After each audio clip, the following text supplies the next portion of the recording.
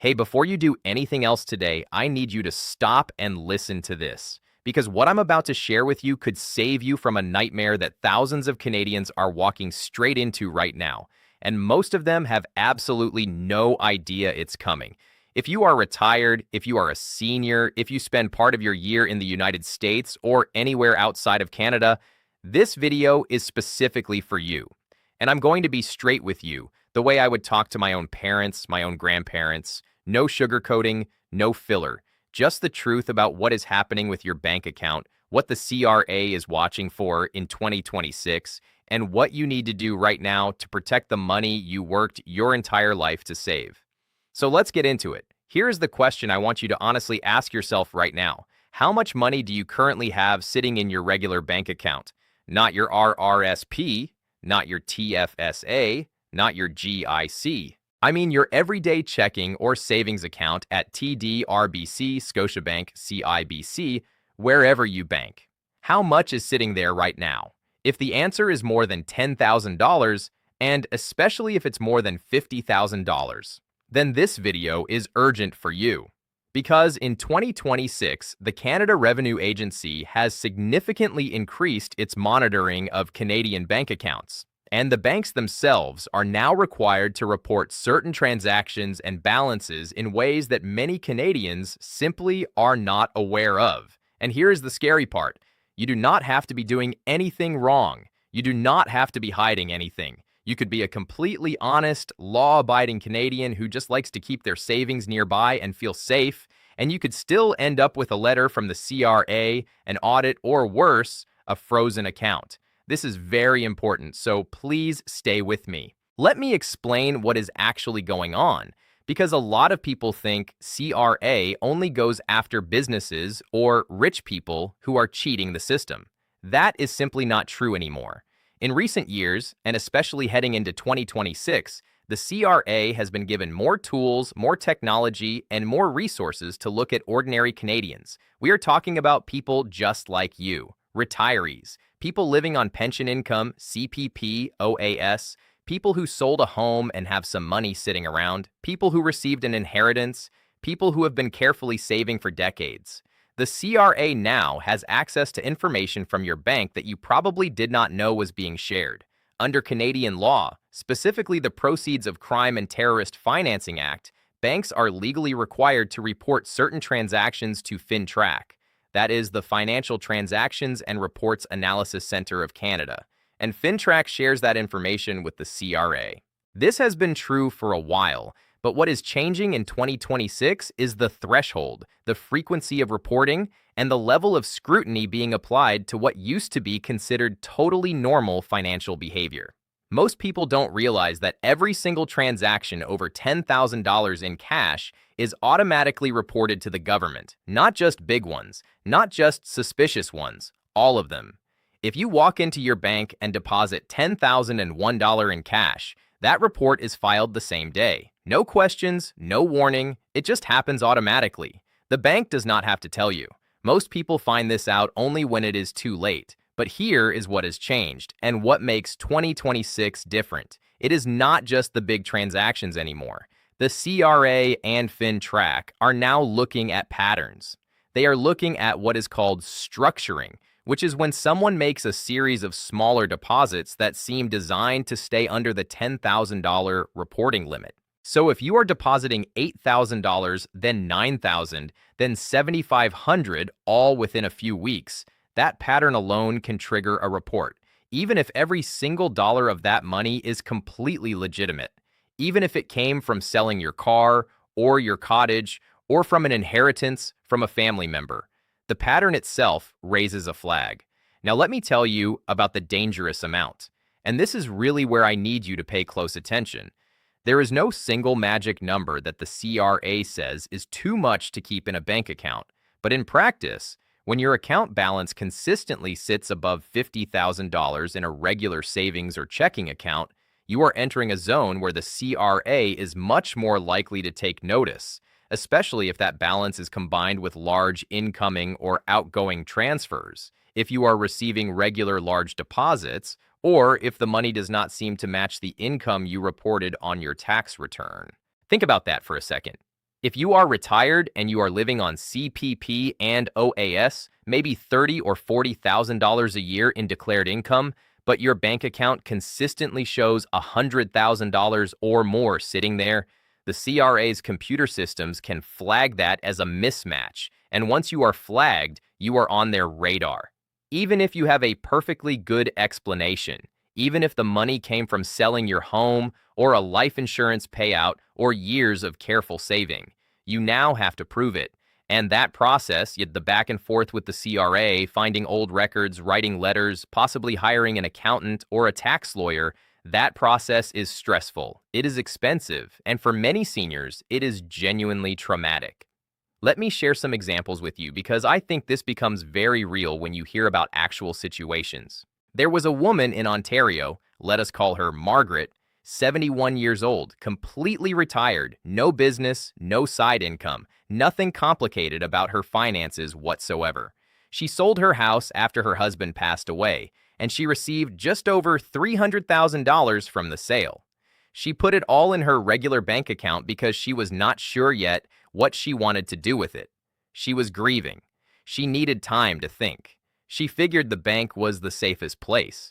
A few months later, she got a letter from the CRA requesting information about the deposit, asking her to explain where the money came from and to provide documentation. She had to dig up the real estate records, the lawyer's closing documents, the transfer records, all of it.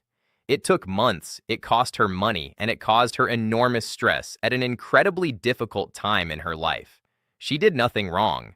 The money was completely legitimate, but she was still put through the process because of one large deposit sitting in a regular account. Here is another one. A gentleman in British Columbia, retired, spends his winters in Arizona, a classic snowbird. He had about $80,000 in his Canadian checking account, and he was also moving money back and forth between his Canadian and American accounts, depending on where he was living. To him, it was just normal life. But to the CRA's monitoring systems, those cross-border transfers combined with the large account balance and what appeared to be inconsistent residency, he received a compliance review notice asking him to verify his tax residency status and explain his financial activity. Again, completely legitimate, completely honest situation, but a major headache that took time and professional help to resolve. This is what I mean when I say this is happening to regular, honest Canadians. Not criminals, not tax cheats. Just ordinary people who did not know the rules had changed. So what exactly is the CRA looking for? Let me give you a clear picture of the specific things that raise red flags in 2026. The first and most obvious one is large cash deposits over $10,000. We already covered this, but I want to emphasize again, this is automatically reported every time, no exceptions. The second is unusual deposit patterns. As I mentioned, if you are making multiple deposits that seem designed to stay just below the reporting threshold, that itself is suspicious in the eyes of the law, even if it is completely unintentional. The third is large international wire transfers. For snowbirds, this is especially important. Moving large amounts of money between Canada and another country, whether it is the United States, the UK, or anywhere else, is monitored closely. And in 2026, the reporting requirements for cross-border transfers have been tightened. The fourth is a mismatch between your reported income and your account balances or spending. If the CRA looks at your tax return and then looks at your banking activity and they do not line up, that creates questions. Even if the explanation is simple, maybe you have savings from before you retired, maybe you received an inheritance, you may still have to explain it. The fifth is inactivity, followed by sudden large activity. If you have had an account sitting quietly for years, and then suddenly there is a large influx of money, that pattern gets noticed. And the sixth, and this one is very relevant for retirees, is large withdrawals, not just deposits. If you are suddenly pulling large amounts of cash out of your account, the bank is required to report that too. And if you cannot account for where that money went, the CRA may assume the worst. Now, here is the part of the video that I think is most valuable. What should you actually do with your money instead? Because keeping everything in a regular bank account in 2026 is genuinely one of the riskier financial decisions a Canadian retiree can make, not just because of CRA scrutiny, but also because your money is sitting there doing almost nothing for you. The first and most important alternative is your TFSA, your tax-free savings account. If you have never fully maximized your TFSA contribution room, now is the time. In 2026, the total lifetime contribution room for most Canadians who have been eligible since 2009 is well over $95,000. Every dollar you put in a TFSA grows completely tax-free, and you can take it out at any time without any tax consequences whatsoever. And here is something most people don't realize. Money inside your TFSA does not show up on your income tax return, which means it does not affect your OAS, your GIS, or most income-tested benefits. It is one of the most powerful tools available to Canadian seniors, and it is dramatically underused. The second option is GICs, Guaranteed Investment Certificates. If you have a large sum sitting in a savings account, you should seriously consider locking some of it into GICs at your bank or credit union. In 2026, GIC rates are still offering reasonable returns compared to a standard savings account. Your money is still protected by CDIC insurance up to $100,000 per deposit category, and it is far less likely to attract attention because it is a structured, recognized investment product rather than a large cash balance just sitting there. The third option is spreading your money across multiple institutions. CDIC, that is the Canada Deposit Insurance Corporation, protects deposits up to $100,000 per category per institution. So if you have more than that, it actually makes financial sense to spread it across different banks or credit unions to maximize your insurance protection. And from a CRA monitoring perspective, having smaller balances at multiple institutions is far less likely to trigger scrutiny than having $300,000 sitting in one account. The fourth option is working with a fee-only financial advisor to set up a proper investment structure. At this stage in life, you do not want all your money in growth investments. That is not the point.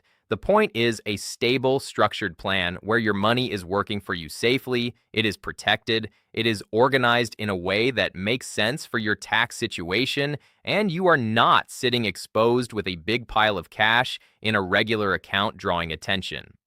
Let me give you some very practical tips on how to structure your account safely and reduce your risk going forward. First, document everything. If you have large amounts of money in your account from a house sale, an inheritance, insurance payment, or any other legitimate source, keep all the paperwork. Keep the lawyer's documents. Keep the transfer records. Keep the letters. If the CRA ever asks, you want to be able to answer clearly and immediately. Second, avoid making multiple large cash deposits in a short period of time. If you need to deposit a large amount, do it all at once rather than breaking it up, because breaking it up actually looks more suspicious, not less. Third, if you are a snowbird, get your cross-border financial situation reviewed by a professional who understands both Canadian and American tax law. The rules around residency, the rules around FBAR reporting in the United States, and the rules around Canadian departure tax, these are complicated and the stakes are very high. This is not something to figure out on your own. Fourth, check your TFSA contribution room today. Go to your CRA My Account online or call them and find out exactly how much room you have. Then talk to your bank about moving money into your TFSA as soon as possible. Fifth, if you receive a letter from the CRA, do not ignore it and do not panic. Get professional help immediately. A CPA or a tax lawyer can often resolve these situations relatively quickly if you have good records and everything is legitimate. The worst thing you can do is not respond or try to handle it on your own without understanding what they are actually asking. Here is my final warning to you, and I say this with complete sincerity. The CRA is not your enemy. They are doing their job. But the rules have changed, the monitoring has increased, and the technology they are using in 2026 is far more sophisticated than anything that existed even 3 or 4 years ago. The days of keeping your life savings in a regular savings account and nobody paying attention, those days are over. You work too hard for this money. You sacrifice too much. You plan too carefully to have it disrupted by something that is entirely preventable. Please take this seriously. Talk to a financial advisor. Check your TFSA room. Review where your money is sitting. And most importantly, get organized and get documented so that if the CRA ever does come knocking, you are ready. If this video helped you, or if it made you think about your own situation, please subscribe to this channel right now. We post every week specifically for Canadian retirees and seniors, covering exactly these kinds of topics that affect your real life and your real money. Hit the like button, it genuinely helps us reach more people who need to hear this. And leave a comment below. Tell me, had you heard about any of these changes before today? Are you worried about your current account setup? I read every comment and I want to know what topics matter most to you. Share this video with someone you care about, a spouse, a sibling, a friend who is retired or getting close to it. This is exactly the kind of thing most people find out too late. Let's make sure that doesn't happen to the people in your life. Stay safe, stay informed, and I will see you in the next one.